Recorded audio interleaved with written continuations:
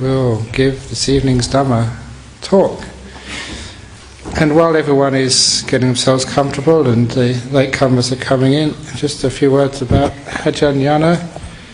He was born in Adelaide, and I remember some of the stories he told me about his early life. The one I remember was when Gough Whitlam got kicked out of being Prime Minister by the Governor John Kerr. I think John Kerr visited Adelaide University, and he was one of the chief student activists. Almost got himself arrested by ACO. But having protested for the freedom of democracy, then he started protesting for the freedom of the heart when he went over to Thailand to become a monk with Ajahn Chah. First of all, he actually became a monk in the south of Thailand, I think a novice monk, and then he found Ajahn Chah. And he's been a monk now for 27 or 28 years. 27 years as a monk. So that's, well, I was going to say longer than many of you have been born, but I look around me and say, no. It would be nice if that's the case.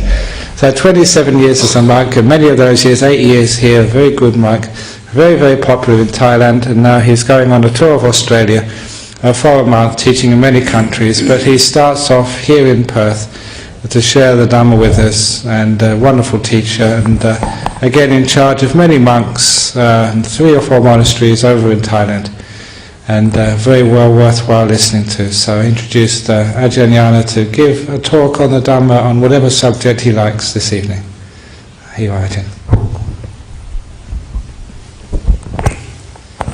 Let it rip.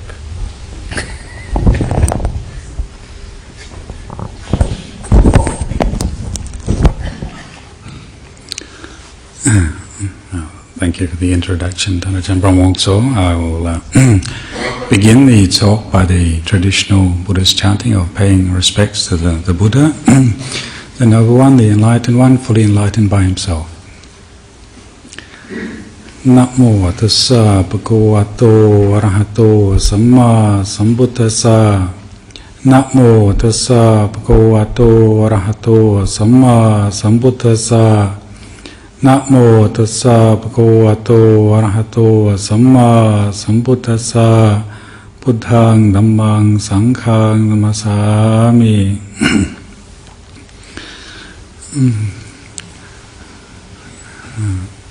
This evening I really didn't plan a talk to give to you. I thought, well, whatever comes up. And from Ajahn Brahmongso's introduction to me a few moments ago, he spoke about seeking freedom for democracy and then deciding that that wasn't the way and it's better to seek freedom within oneself. I thought that I would carry on that theme about seeking freedom within oneself.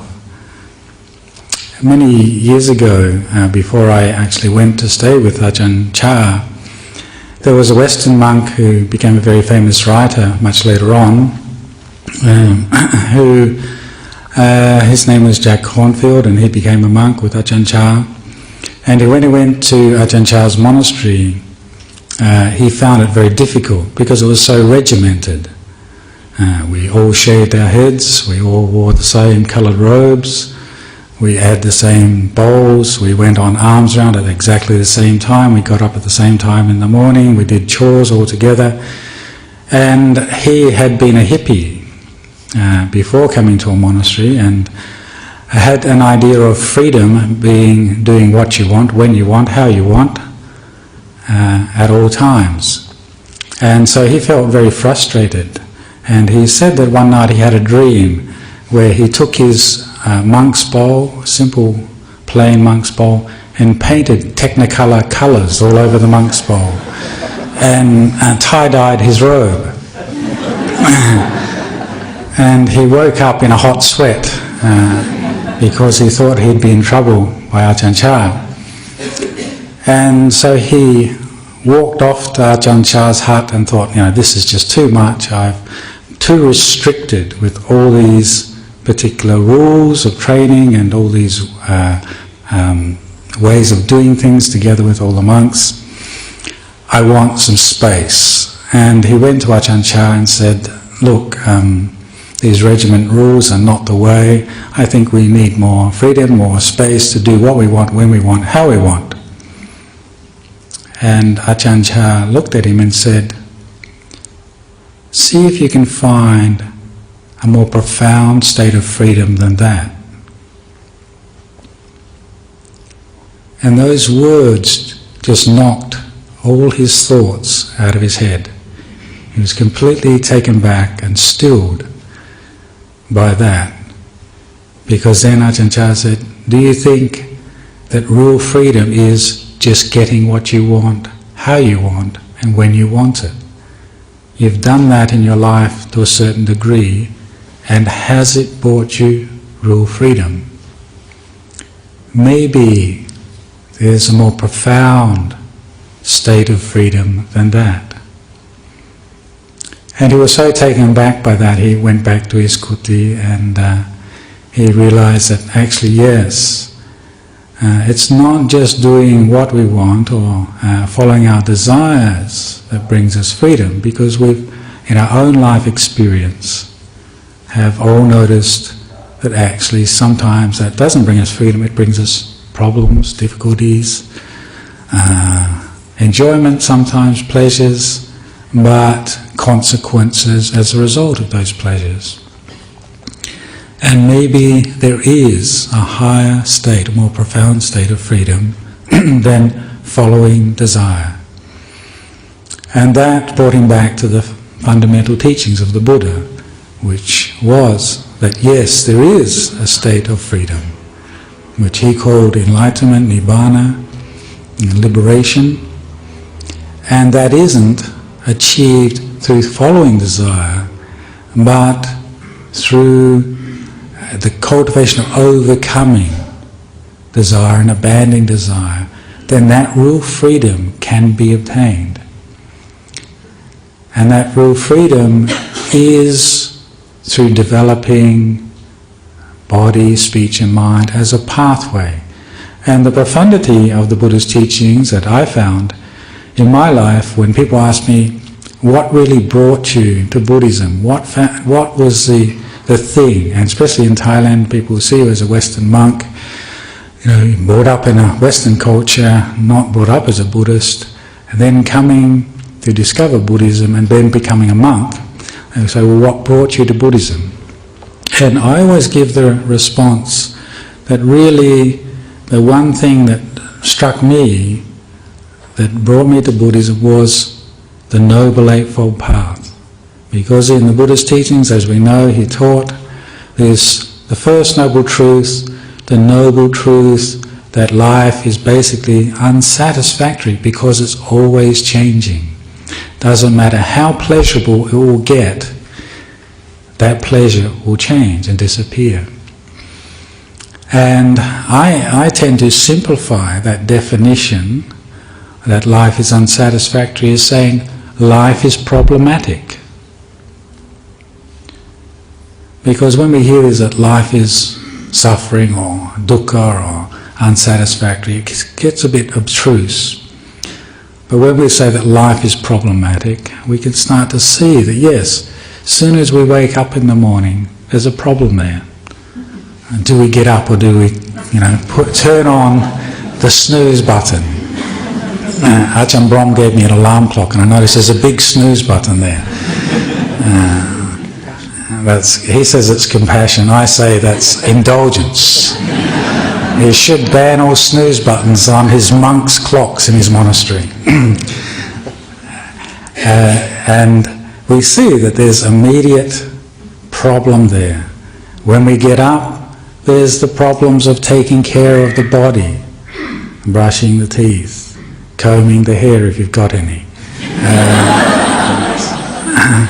and just cleaning up the body, preparing it for the day, then feeding the body, then putting the body to work in useful employment so that you can keep this life going.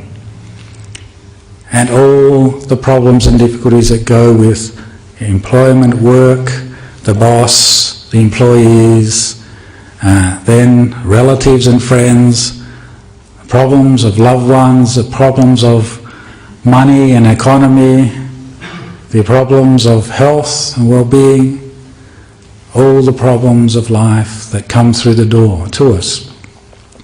So life is about having a strategy, a skillful strategy for overcoming problems. And having a skillful strategy for overcoming problems is where wisdom comes into life.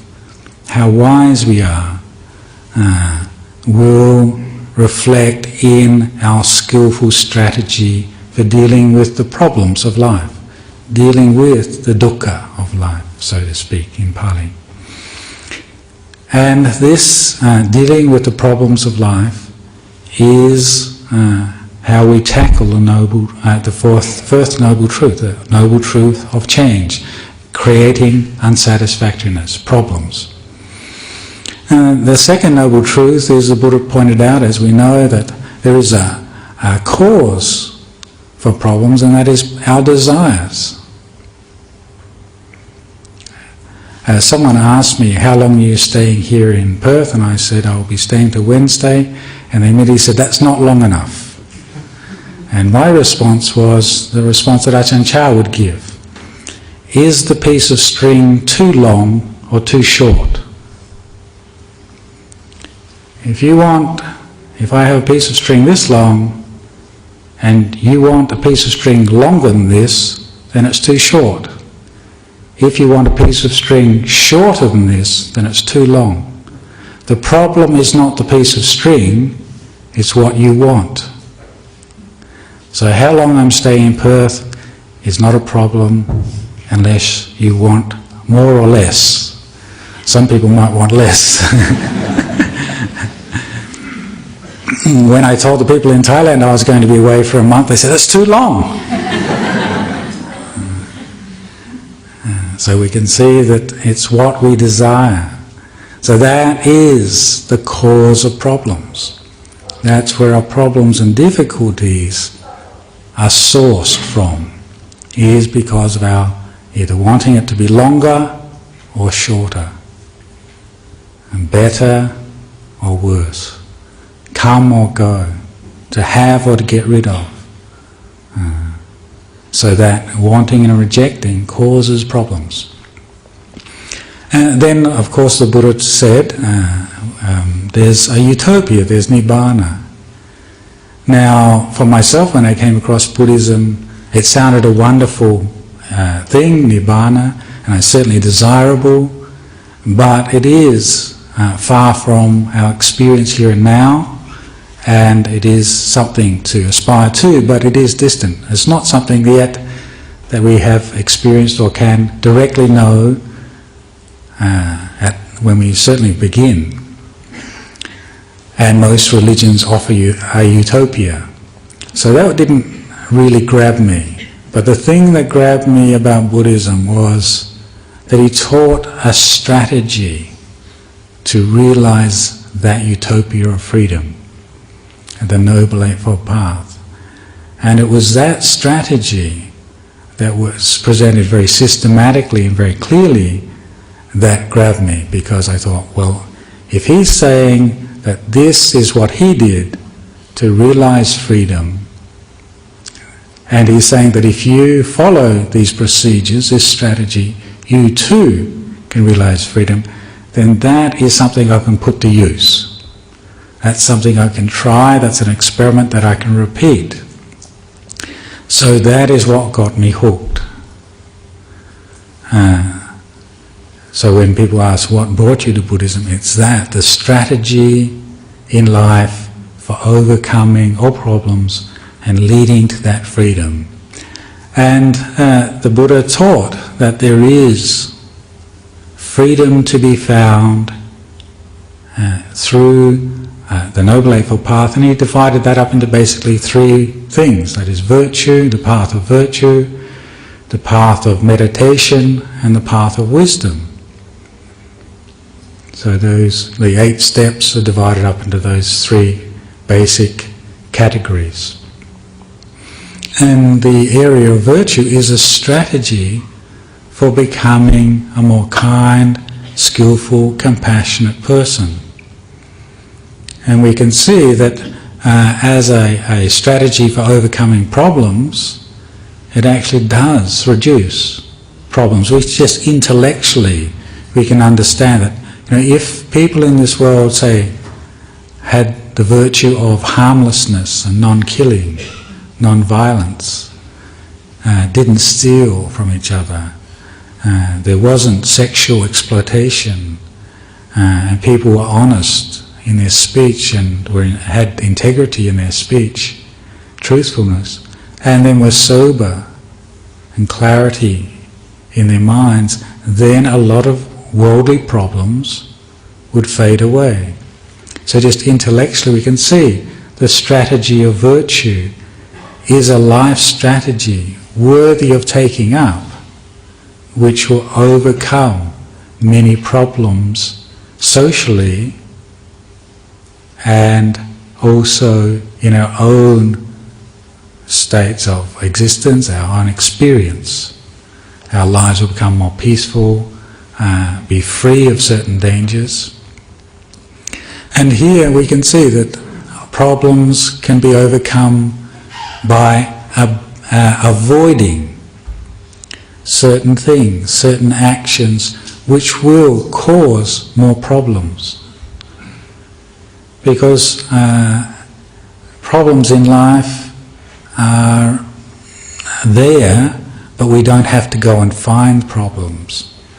There is a general tendency, certainly when I was a young man, that one should have as many experiences in life as possible. And the broader and the greater, the more diverse your experiences, then the wiser you'll become. And so a lot of things were put down and justified because it's experience. Actually, that's not the Buddhist path. And just because it's an experience doesn't necessarily make it a wise experience. I certainly did many things that were good were experiences, but now, when I look back, it wasn't so wise. Because the consequences didn't bring peace to myself or peace to others. And so we can see that actually just the searching for experience, we have to have wisdom. There are certain experiences to avoid, certain environments to avoid, certain situations to avoid, certain places to avoid. As a Buddhist monk, there's certain places in Perth I will avoid. And if you catch me there, you won't be impressed.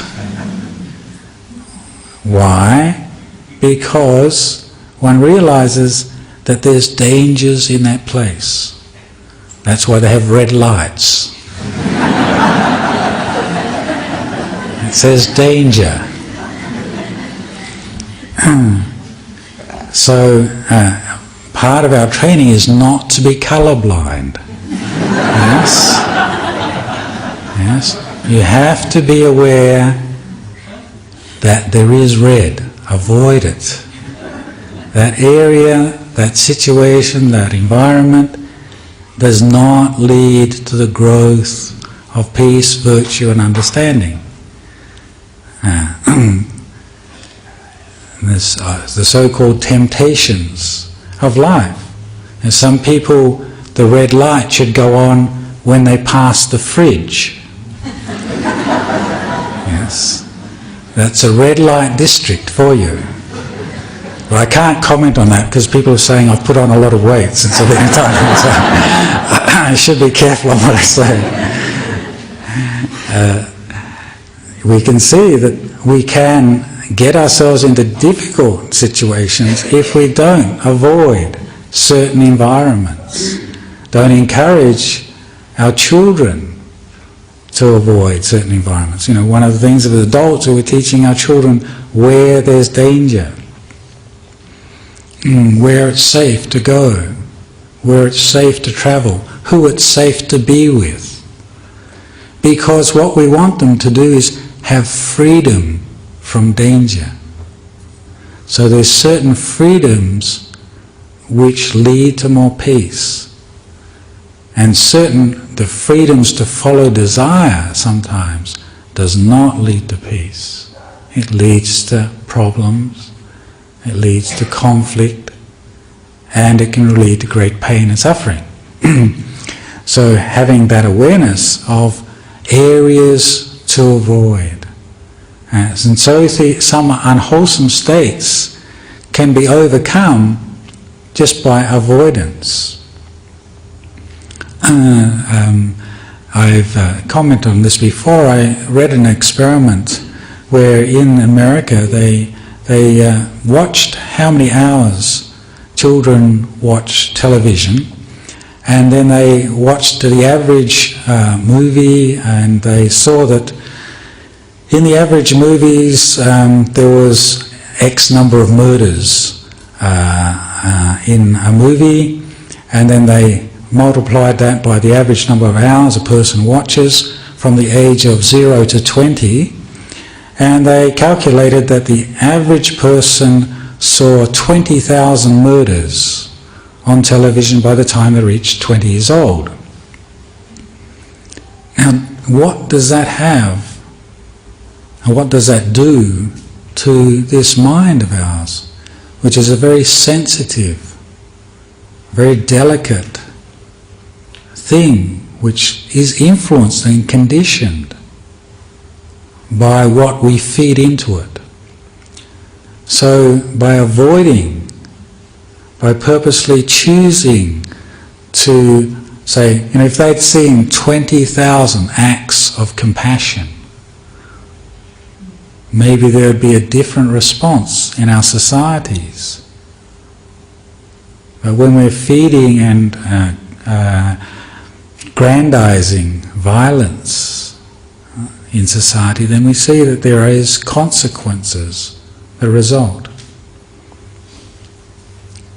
And so avoiding certain things which will bring up anger, which will bring up selfishness, which will bring up greed, which will bring up confusion, is skillful behaviour, is wise behaviour, is a wise strategy, the Buddha said. And when we develop, say, virtuous behaviour, harmlessness, integrity, honesty, truthfulness, virtue, and clarity, sobriety, then we're developing these qualities which are not only compassionate to ourselves but compassionate to others. Give happiness to ourselves and give great happiness to others.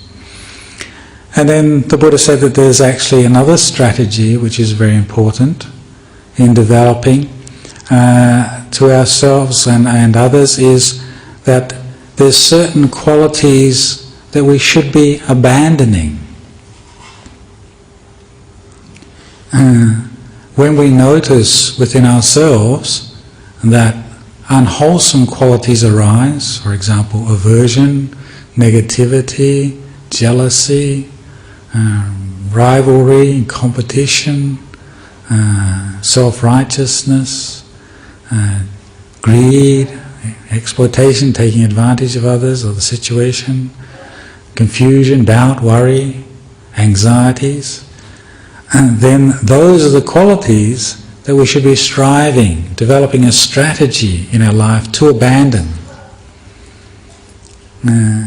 So what are our wise strategies for abandoning these states? And that is where we do use, say, meditation, mental development, acts of kindness and generosity as a purposeful strategy in life to overcome these states. And one actually has to ask oneself, well, what is my strategy in life? What is my ways of acting and behaving in life? What are my goals? What are my purposes? This evening I was speaking to two different people who I've known at this Buddhist Society, and both of them, one of them is in the nursing profession and the other one is wishing to enter the nursing profession. And I was speaking to some nurses in Thailand at one of the major hospitals there, and I spoke to them about right intention as a strategy when they come to work, because the nursing profession and many other professions is a profession based in compassion, and a lot of people go into that profession because they want to be carers, they want to help other beings be relieved from physical and mental suffering. And the desire to help other beings to be relieved from physical and mental suffering is a very noble intention, a very noble desire, which brings a lot of people into that profession. But after a time, the intention to help sentient beings be freed from physical, mental suffering fades away, and one goes to work thinking, is it payday today? And so the noble quality shifts into the background, and one wonders whether one is going to get the promotion one deserves, one thinks one deserves, is going to be able to avoid the person one doesn't like at work, or one is going to have to deal with a problematic patient or whatever. Whereas if one is going to work, establishing the moment that one heads off to work is, my intention today is to help beings overcome physical and mental pain, then one is creating wholesome action, wholesome intention, a wholesome goal. And so the job becomes a part of your spiritual path. It becomes a life strategy, a life goal. Your goal is aiming for the helping and assisting of the relieving of suffering in others. And also you get paid for it. You don't have to worry about that. If you enjoy your job, you end up doing a good job usually. If you put your heart into your job, you usually end up doing a better job. And so it's that having that intention there which is very important, and all of our lives we can wake up in the morning and establish that wholesome intention as part of our life strategy. This is the goal, this is the purpose, this is the direction, this is the aim of my life. To incline in giving not only myself freedom from suffering, but other beings freedom from suffering. And we can overcome these hindrances, these difficulties in life by abandoning those things that are unskillful. One of the stories I told last time I was here, I'm going to repeat it because I see that there's actually many new people here, and it's a very powerful story because I've used it a lot when speaking with people who are sick. And it's a story of a true story of an old monk who is, I think, the oldest monk in the world. He's 113, he's still alive. He lives in Phuket in Thailand. His name is Lumpu Supa, and he has had quite a marvellous and adventurous life. And he told the Western monks about a time when he was meditating in a cave. He had sat and walked meditation all day. It was late in the night, and 2 in the morning he was getting tired, so he decided to lay down and rest. So he laid down mindfully to rest and fell asleep and woke up feeling very strange pain in his legs. So he lit a candle and looked down at his legs, and a huge python was swallowing him, and it swallowed him up to his knees. and it was continuing to swallow him. And he said to the python, "Wait a minute, snake. Before you swallow me,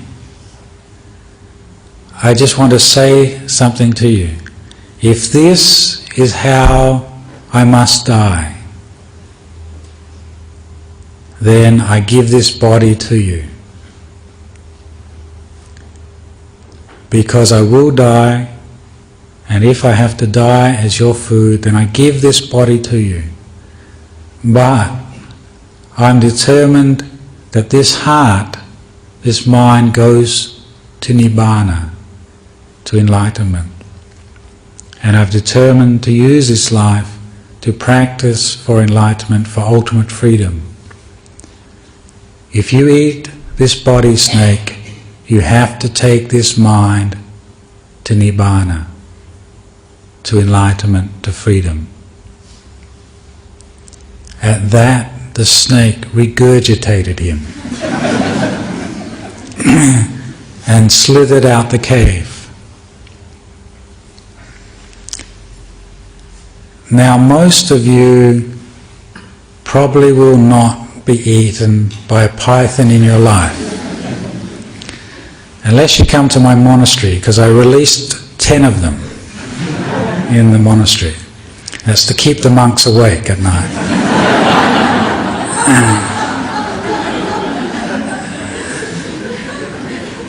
We don't have snooze buttons on the on the clocks in the monks' in our monastery. So those people who told me this evening that they'd love to come and stay in my monastery, you're most welcome. But just remember the pythons. And you may not ever wake up in the middle of the night and find a python swallowing you. But I met a number of people this evening and today who told me that they had cancer. That is your python. And all of us at some stage in our life are going to go to the doctors and he says, "I'm sorry, you're being swallowed by old age, sickness, a disease, and death will follow." And you say, "That's very fine, doctor. I don't mind if cancer is going to eat this body up because this mind is determined to go to freedom. I give this body to the cancer, but you must take this mind to Nibbana." That is using the wisdom of this old monk. And that's a very, very powerful life strategy. Because when the problem, the real serious problem of our impermanence, our mortality, is there and presents us, we can face that with an ultimate goal. That's fine. We don't have to faint. We don't have to worry. We say, cancer, if you have to eat this body, I give this body to you. But you have to take this mind to enlightenment. You might find that that cancer will suddenly get scared and regurgitate you, just like the old monk. But regardless, you have a life strategy, taking yourself to an ultimate purpose, an ultimate goal, and using your skill and wisdom in life to fulfill that goal, that purpose. And then that takes me to the next point that the Buddha said, there is certain things for overcoming unwholesome states of mind which we need to develop. And the way we overcome unwholesome qualities, the things that we don't like in ourselves, is to develop the things we respect in ourselves and others, the qualities that we respect. And this is how we take up the process of I respect people who are good and noble. How can I then become more wholesome and noble myself? And one way is by associating with the good and the noble, by reading about it, by trying to raise the mind up to do the good and the noble. Because that's when we're really challenged, isn't it? Because our wisdom is something that we need to use when we're challenged, when we're tested.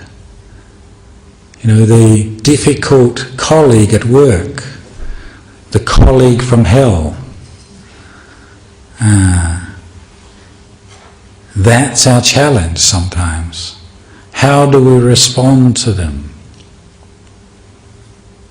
How do we deal with them? Do we get lost in the blaming, the judging, the criticism, or do we use this to rise up and conquer ourselves?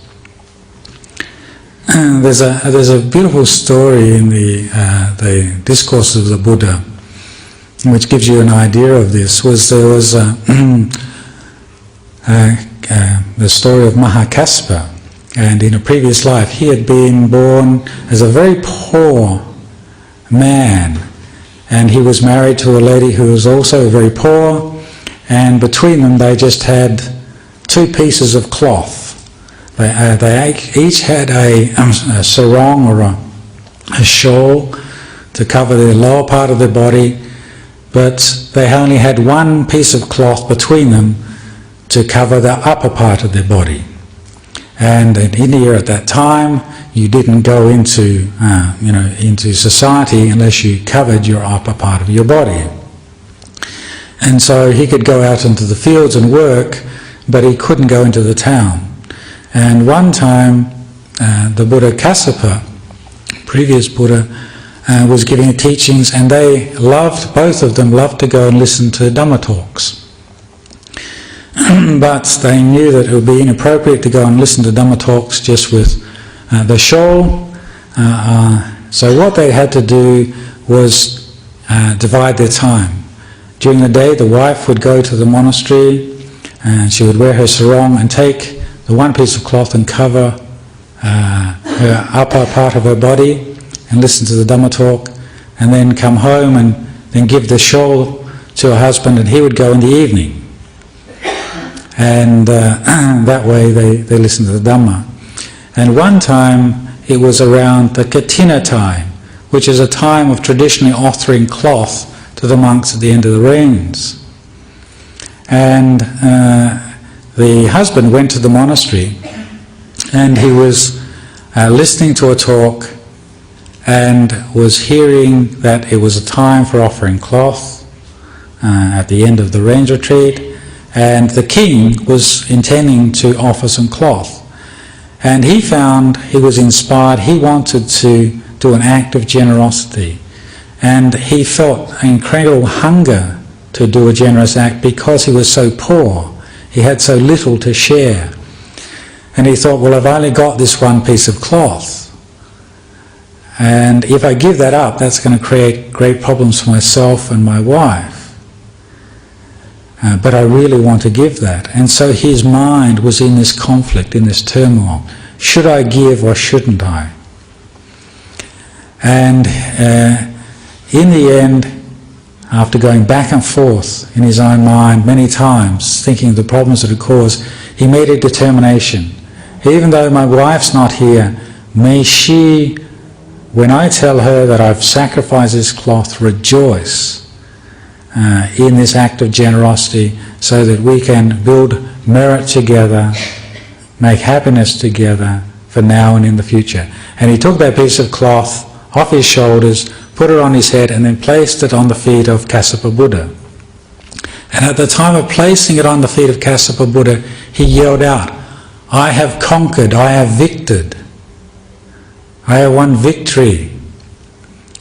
And the king was a bit taken back and said, "What are you talking about? You've offered this old piece of cloth to this monk. And why are you yelling out, 'I have conquered, I have victored'?" And he said, "I have conquered my own mind, my own desires, my own fears. I have given up and sacrificed what is for me hard to sacrifice. And therefore I have had victory over myself, my own desires." And then the king was so impressed by that, he told his ministers to bring the silk from the palace, and he gave it to that man and then hired him because of his integrity as one of his workers in the palace. And so the family actually were in a much more comfortable situation than before. And I love that story because it actually points to the heart of Buddhism, is that to conquer oneself is the hardest victory, isn't it? Our own fears, our own desires, our own negativity and anger, but that is the ultimate victory. And so this is what we mean by certain things must be developed, is that we can say, "I have conquered, I have won. I haven't beaten the other person in the game of life. I have beaten all my unwholesome qualities. I have found freedom from them." And if we can call out that victory, can you, and this is the ultimate test, I think, say at the end of life, "I have had victory, I have had conquered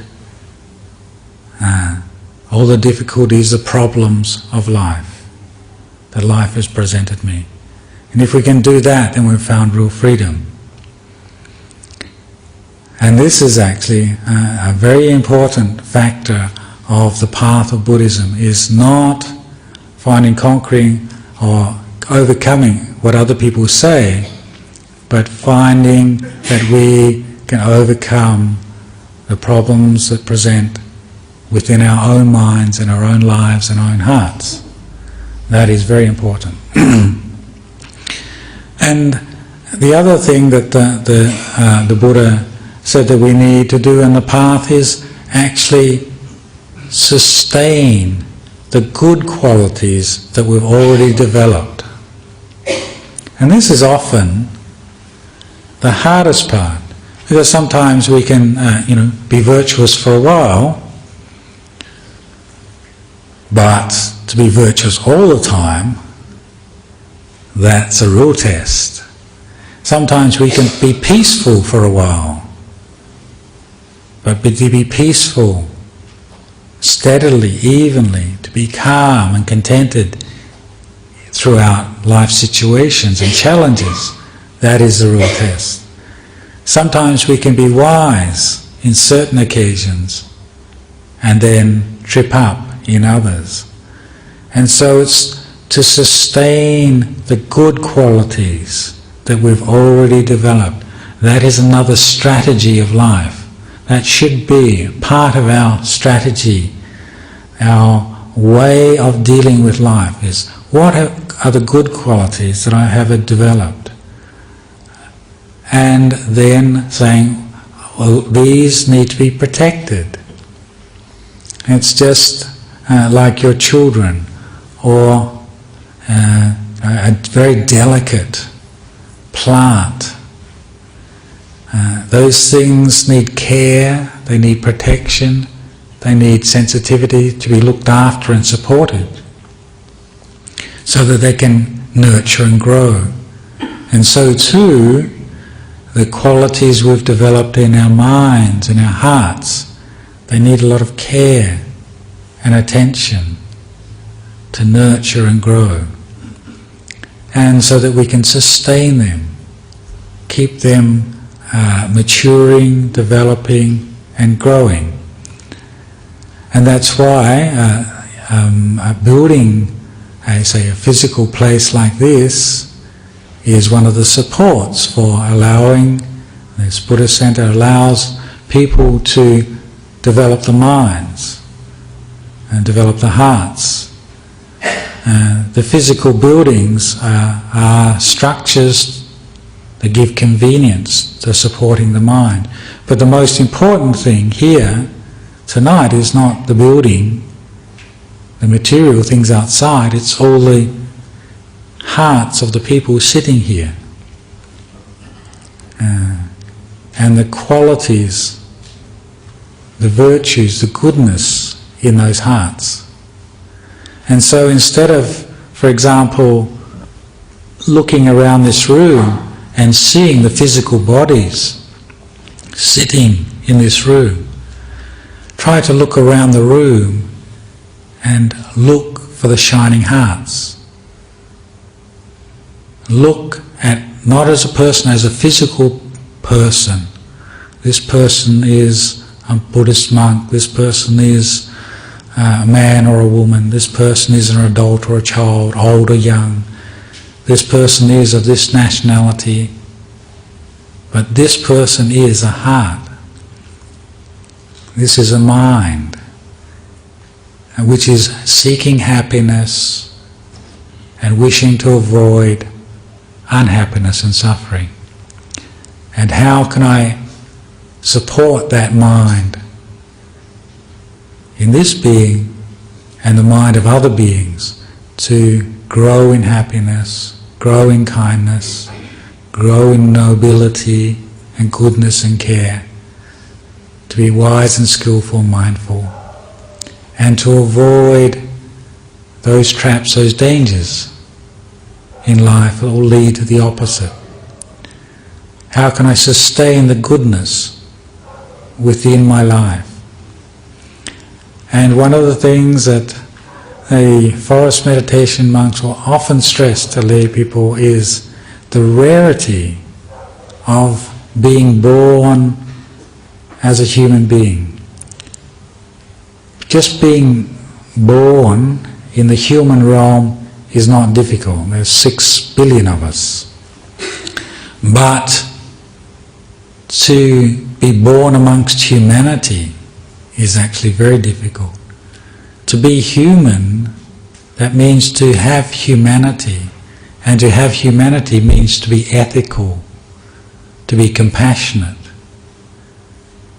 which means having the qualities of mind that gives humanity to a human body.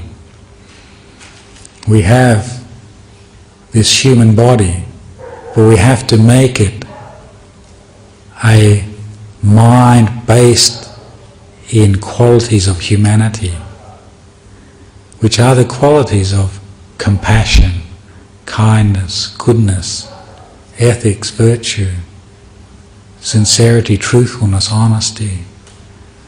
They are the qualities that make us human.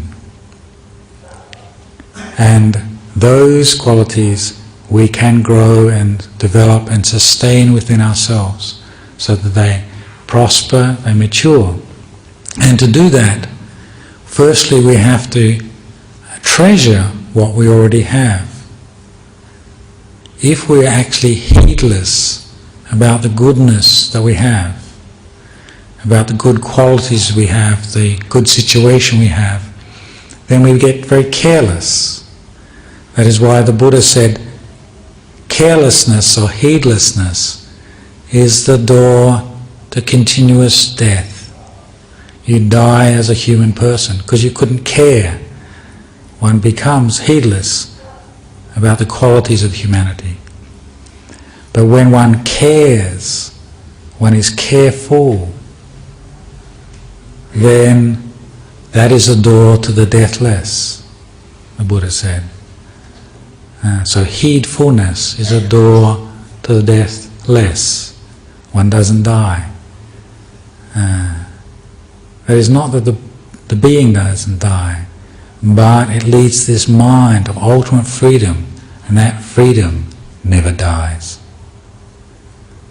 So one time I remember I was at Wat Papong, Ajahn Chah's monastery, and I was a newly ordained monk. And been in the monastery for about a year then. You had one meal a day. And in the afternoons there was nothing else apart from water. And most of the food I wasn't used to, and the food of Wapapong was pretty awful. Ajahn Brahm can reassure you on that. That's why we're making up for it, both of us now. And I remember and the monks would hand out the food. You'd never get to choose. If you go up to Bodhinyana Monastery,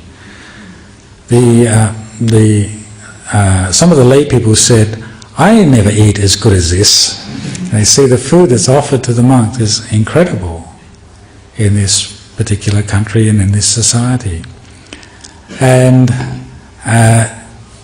the food of Wapapong, you never chose. It was so little and so bad, it had to be given to you, handed out to you.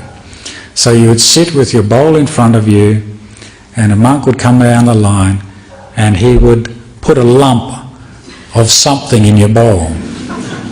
And I remember one monk commenting, there was a fish dish and someone put a scoop of this grey mushy fish dish in his bowl which stunk, and his comment was, I've seen better stuff in a bait shop. But it gives you a bit of a feeling of what it was like. So at the time of handing out the food, there was a bit of tension because you didn't know what you're going to get, and sometimes you got exactly what you want, but then someone would come along with a big pot of chili and plonk it right on top of everything else. So there was always a bit of tension, and I didn't realise that I was one of the tense monks as well. And I remember one monk, I always remember this because it really broke the tension. He came down the line and he stood in front of me, and as he lifted the spoon up to put something in my bowl, which actually I wanted, he said very softly to me, see if you can find freedom from this. That was the best meal I've ever had, because it was food for the heart. Because what he did was hit me for a 6.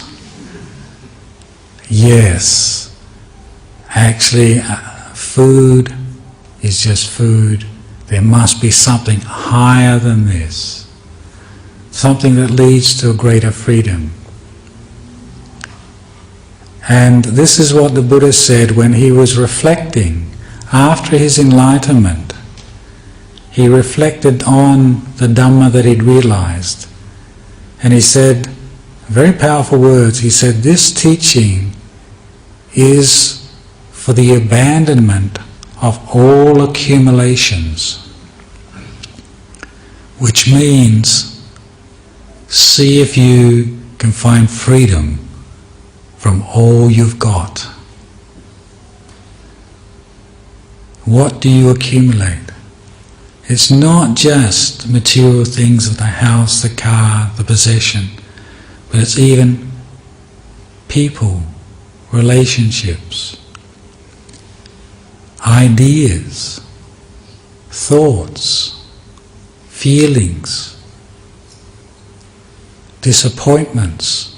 They're all things that have accumulated in our lives, in our life experience, and sometimes we've accumulated it so much we're afraid to give it away, give it up, because we think it is going to bring us happiness, just like that spoon of the dish that the monk was going to put in the bowl. I thought that was going to give me happiness. See if we can find something that gives more freedom than that. And the things that give more freedom than that is a pathway of virtue, of meditation and wisdom. They incline us to free us up from our attachments, from our fears, from our desires. And when they free us up from them, then we feel unburdened. We're putting down things, letting go of things, and putting them aside. And there is more space and freedom there. So life is not about accumulating things, it's about finding a higher freedom than that. And that freedom has been pointed out, and the way to that freedom has been pointed out by those people who obtain that freedom, that is, the enlightened ones of the present and the past. And so this evening I have come to the Buddhist Society. I am very moved to be able to come back and see all of you again, meet with you and greet you again. And I would like to give these words of Dhamma so that it can support and help you in your life and in your practice. Thank you.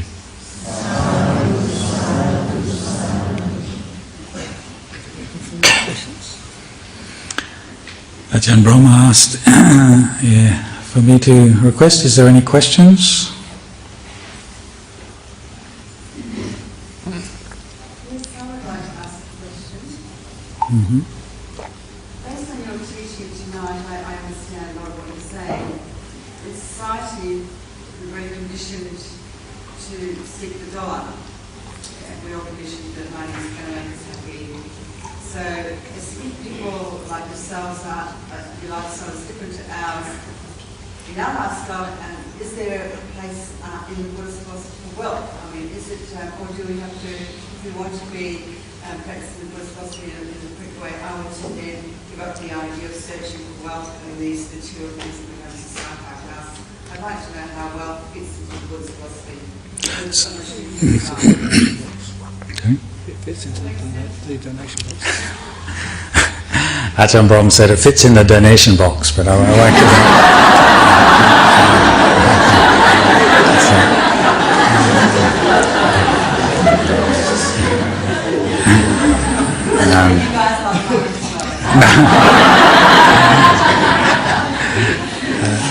our treasurer does.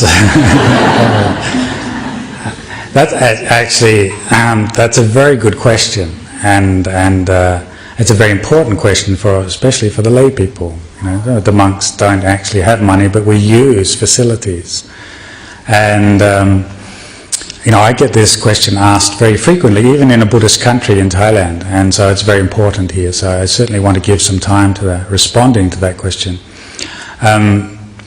The Buddha himself was not telling all his disciples to abandon wealth. Very interestingly, he actually taught all levels of society, and some of his greatest supporters were actually the kings of the time. And he didn't tell them you have to become monks and throw away your wealth or give it all away. Some of the other people were the aristocracy and some of the most wealthy people at that time. For example, Anathapindika was one of the wealthiest laymen in Savatthi. And Visakha was one of the really wealthy lay women. And so they were multi-millionaires, but they were disciples of the Buddha who'd come and listened to their talks and had immense faith in him. He spoke about wealth as one should accumulate wealth for one's own happiness and for the happiness of others. And one should accumulate wealth which does not exploit oneself or exploit others. So it has to be rightly obtained wealth, wholesomely obtained wealth, that one can go to sleep at night reflecting on how have I obtained this? Has it exploited other beings? Am I fair to others? And is that wealth obtained through honest, skillful, wholesome means? And so that sort of wealth is praiseworthy. But what he did say is one should use that wealth. And he actually gave a whole discourse on about how to wisely use wealth. And one of the things he said is one should obtain one's money and wealth and put some aside for reinvestment. One should put some aside for one's material needs, clothing and family and things like that. Some should be put aside for when problems arise, security, health insurance they didn't have in that days, but he said put it aside to bank it. And then some should be used for charity, acts of charity, philanthropy. And that's where Ajahn Nyanadhammo was talking about the donation box, that section of your wealth.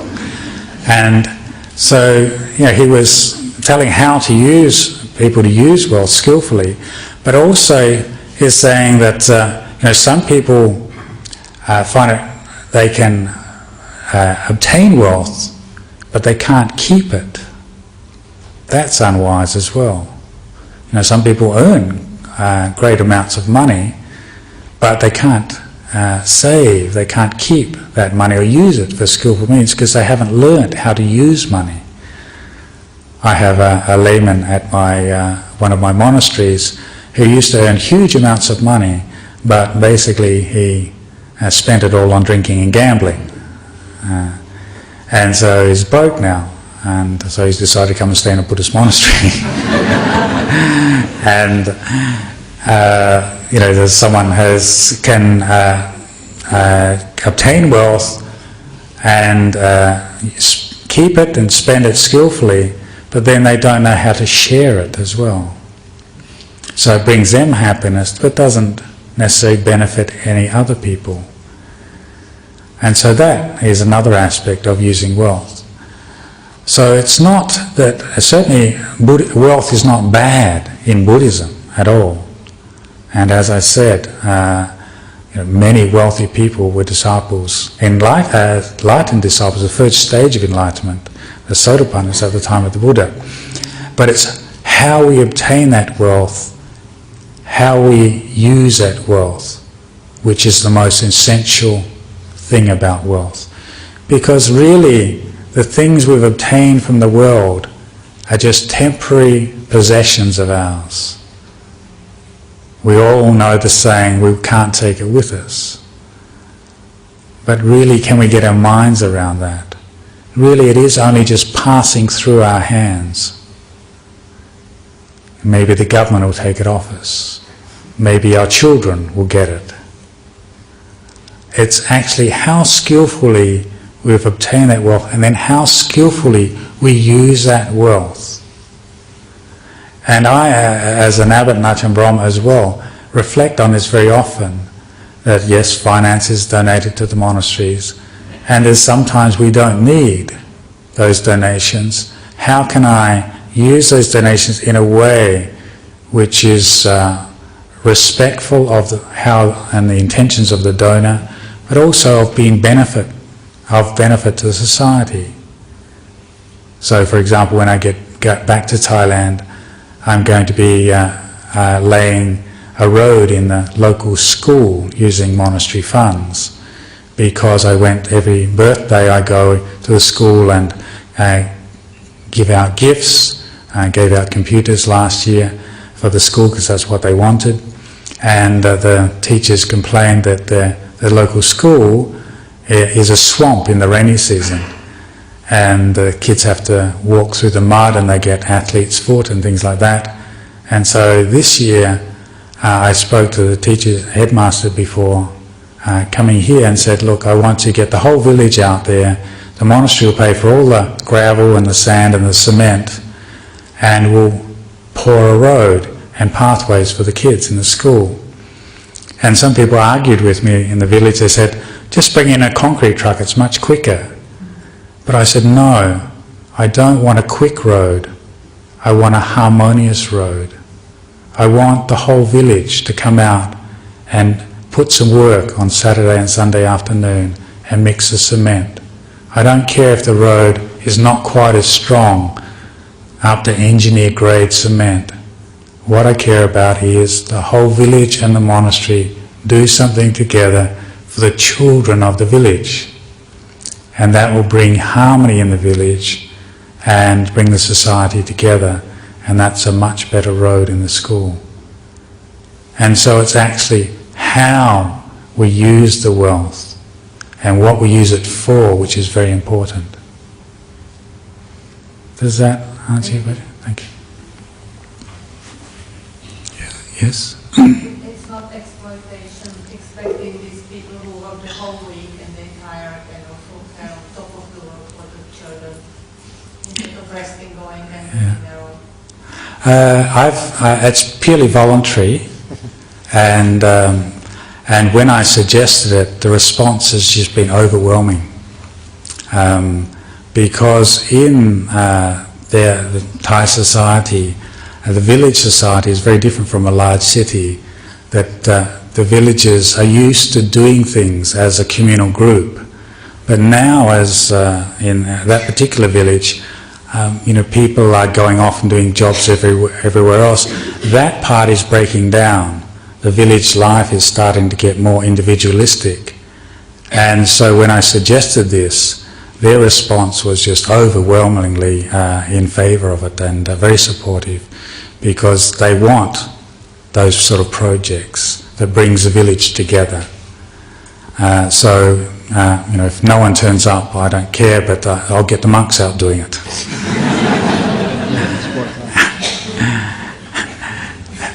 Then they might say that's exploitive, but if they don't do it, I'll bring more pythons to the monastery.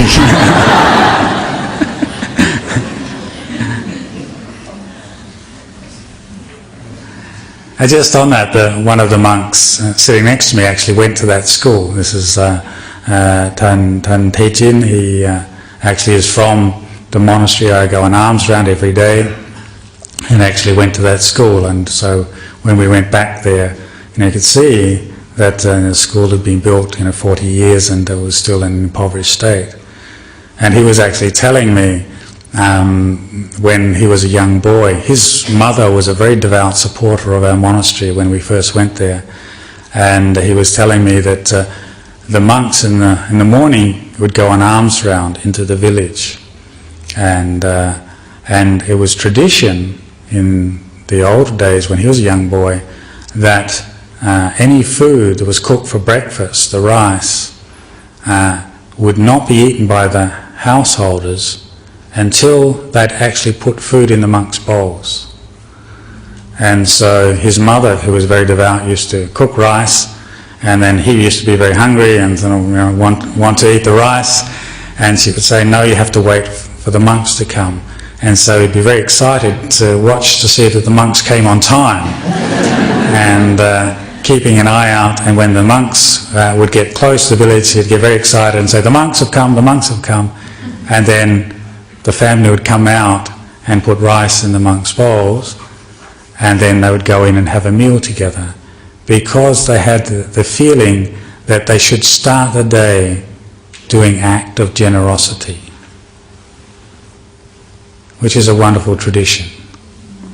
So that's now changing. When I go into the village nowadays, all the kids are watching Japanese cartoons on television.